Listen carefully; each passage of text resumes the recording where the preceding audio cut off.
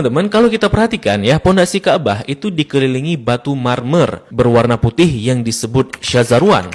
Fungsinya untuk menahan pondasi Ka'bah agar tidak rubuh atau terkikis karena dahulu daerah area Ka'bah berpasir dan terkadang berbanjir. Maka dikhawatirkan hal itu akan merobohkan Ka'bah. Oleh karenanya dibuatkanlah syazarwan ini untuk menopang pondasinya oleh orang-orang Arab dahulu. Untuk era sekarang, syazarwan ini juga berfungsi untuk menghindari adanya jamaah yang terjepit di dinding Ka'bah ketika haji. Nah, di dekat pintu Ka'bah, masih di area syazarwan, kita akan melihat sebuah tanda berupa 8 buah batu mewah. Ini disebut dengan area Mi'jan, merupakan lokasi di mana Nabi Ibrahim dan Nabi Ismail mengadon tanah liat untuk membangun Ka'bah. Begitu pula, ini merupakan lokasi favorit Rasulullah SAW, serta tempat di mana Jibril mengajarkan salat kepada Nabi Muhammad SAW.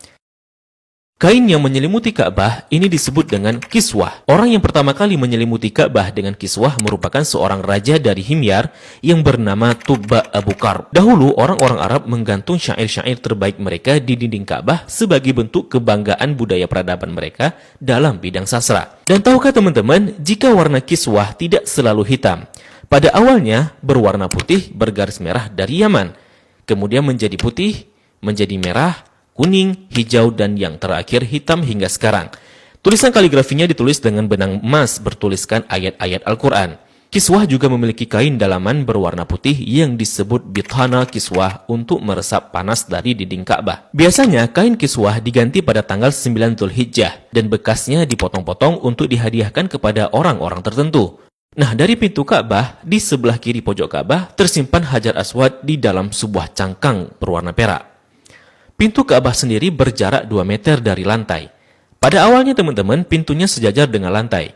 Namun karena terjadi perampokan isi Ka'bah, kemudian orang-orang Quraisy berinisiatif untuk meninggikannya. Nah, dalam perjalanan sejarahnya, pintu Ka'bah telah berubah-ubah baik bentuk, sendi maupun bahan bakunya. Pintu yang ada sekarang merupakan hadiah dari Raja Khalid bin Abdul Aziz, Raja Saudi, dan dilapisi emas murni 99 karat seberat 280 kg dengan total biaya 46 miliar. Dan itu dana dari tabungan Raja Khalid sendiri. Nah, pintu ini memiliki kunci dengan desain klasik dan secara turun-temurun sejak dahulu kala dipegang oleh keluarga keturunan Qusay bin Kilab bin Murrah. Dan pintu ini hanya dibuka 2 kali selama setahun, yakni pada awal bulan Sya'ban dan awal bulan Zulhijjah untuk dibersihkan. Dan untuk memasukinya diperlukan tangga portable. Dalam Ka'bah sendiri tidak memiliki lampu, sehingga ketika memasuki Ka'bah maka akan diterangi dengan penerangan dari luar. Nah, ketika kita memasuki ke dalam Ka'bah, maka kita akan melihat jika lantai dan dinding dalam Ka'bah dihiasi dengan batu marmer yang dominan putih. Marmer hijau menghiasi lantai dengan bentuk persegi yang dihiasi oleh marmer coklat di sampingnya. Kalau kita salat di dalam Ka'bah, maka garis ini bisa jadi batas safnya. Kalau diperhatikan, maka di sudut terdapat potongan marmer hijau. Ini sebagai tanda bahwa Rasulullah SAW melakukan salat di tempat ini saat memasuki Ka'bah. Begitu juga di bagian pojok dan dindingnya dihiasi 1, 2, 3 marmer hijau. Di bagian atas juga terlihat ada beberapa buah saluran udara yang didesain sedemikian rupa. Jika kita mengadah ke langit, maka kita akan melihat jika langit-langit Ka'bah dihiasi dengan kiswah berwarna hijau.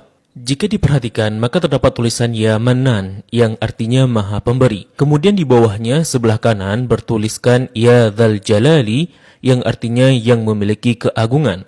Lalu di sampingnya bertuliskan Wal Ikrami yang artinya yang memiliki kemuliaan. Di bawahnya tertulis penggalan surah Al-Baqarah ayat 144 yang berbunyi Qad nara taqalluba wajhika fis sama'i falanuwalliyannaka qiblatan tardaha fawalli wajhaka syatral masjidil haram. Kemudian di tengahnya bertuliskan kalimat tauhid La ilaha illallah Muhammadur Rasulullah. Dilanjutkan di bawahnya bertuliskan surah Ali Imran ayat 96 dengan bunyi Inna awwala baitin wudi'a lin-nasi lalladzi bi Bakkah mubarakan wa hudan lil alamin.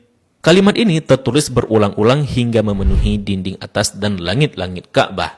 Di bagian atas terlihat jika langit-langit Ka'bah ada 3 penyangga yang kemudian ditopang oleh 3 tiang dari kayu dengan diameter 44 cm dengan jarak antara tiang 2 meter sekian. Tiang ini dihiasi dengan 6 hiasan cincin terbuat dari emas.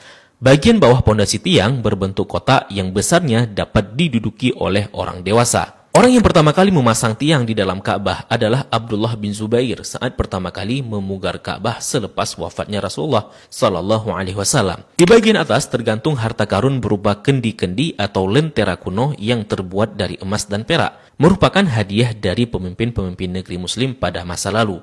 Kalau ditanya, kenapa kendi-kendi ini masih digantung? Ini merupakan tradisi yang sudah ada sejak masa silam. Nah, di bawahnya, tepatnya di antara tiang, terlihat sebuah meja heksagonal berwarna putih dengan atasannya dihiasi marmer hijau. Memiliki kabinet penyimpanan dengan 2 pintu dan 4 engsel. Memiliki 2 pegangan. Ini berfungsi untuk menyimpan bukhur dan minyak wangi seperti kasturi, ember, gaharu, dan sebagainya yang nantinya digunakan untuk mencuci dan membersihkan Ka'bah. Dan ini merupakan wadah untuk menaruh wangian. 2 sisi dinding Ka'bah terdapat 1, 2, 3, 4, 5, 6, 7, 8, 9, 10 buah plakat yang tertempel di dinding Ka'bah dengan warna yang berbeda dan terbuat dari batu alam. Salah satu yang mencolok adalah plakat yang tepat berada di depan area Rasulullah Salat.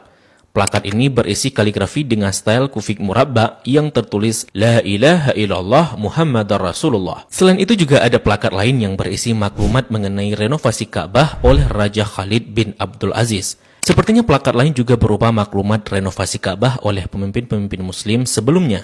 Di sampingnya terdapat sebuah pintu yang disebut pintu At-Taubah yang sepenuhnya dihiasi dengan emas murni. Di belakang pintu ini ada sebuah tangga yang mengakses ke atas Ka'bah. Dari atas dapat dilihat jika ada pengait untuk mengikat kain kiswah dari atas. Dan bahkan kita bisa juga salat di atas Ka'bah. Jika Ka'bah tidak diselimuti kiswah, maka penampakannya akan seperti ini. Nah, kiswah Ka'bah akan diganti setahun sekali dan harganya mencapai 50 miliar dengan berat 650 kg. Kiswah juga berfungsi untuk menghindari dinding Ka'bah dari keretakan akibat panas matahari.